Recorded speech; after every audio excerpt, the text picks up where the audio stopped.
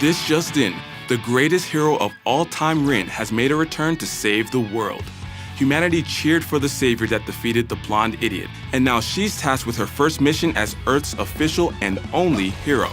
Take down the wretched Valentine.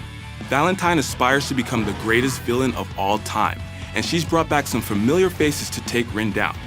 Here are 5 tips to help Rin defend her title as the greatest hero of all time.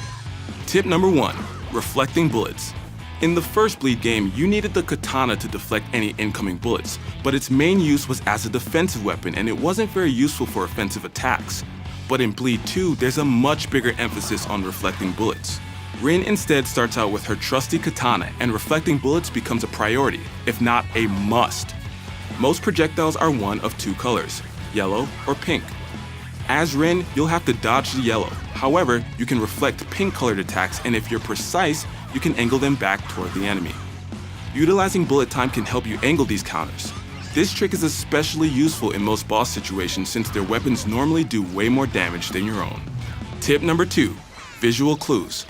One of the most frustrating parts of boss battles can be their relentless attacks, and predicting those attacks can be a challenge.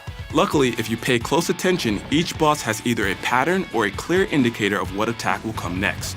For example, when facing the ninja, you can take note of his sword's position to see what move he'll be performing next.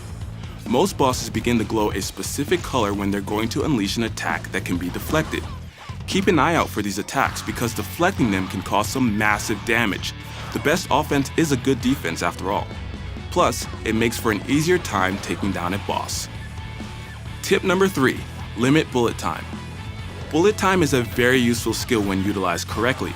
It allows you to slow down time and maneuver through enemy attacks with startling precision. However, this isn't an unlimited power. Under your health bar is an energy meter. When this meter depletes, your bullet time goes into a cooldown state until it recharges back to 75%. Now, this may not seem terribly long, but in a fast-paced game like Bleed 2, you'll miss it pretty quick. If you limit your bullet time's use, you'll get way more out of it. Bullet time has the same recharge rate whether it's in a cooldown state or just not being used. So if you leave bullet time before the meter fully depletes, you won't have to wait until it hits 75% to use it again. Tip number 4, New Game Plus. After completing the campaign, you may be left wanting more. Luckily, Bleed 2's unlockables send the replay value of this game through the roof. Every difficulty you beat the game in will unlock a different air dodge, weapon, and character, all of which can drastically change the gameplay. Beating the game in general will unlock the Rival, who wields a yellow sword and plays very similar to Rin, but he can reflect the yellow attacks instead of the pink ones. You can also unlock characters like the Claude Girl and White, who play completely different from Rin and the Rival. Claude Girl has no long-range attacks, but can deflect any projectile. White may seem pretty weak, but he gets more powerful as his style meter increases. Playing through the campaign with a different character is loads of fun, as their individual mechanics can drastically change playstyle.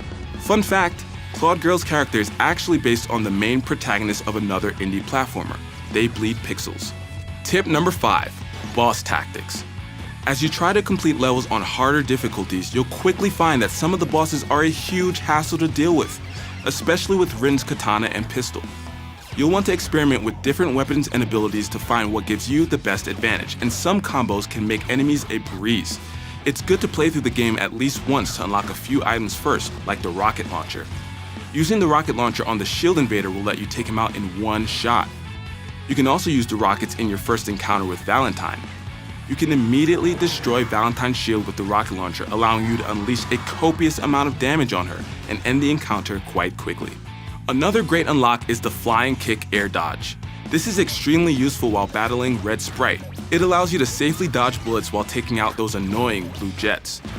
There are endless combinations of skills and weapons you can utilize to best take on a boss, and on the harder difficulties, it may be necessary just to stay alive.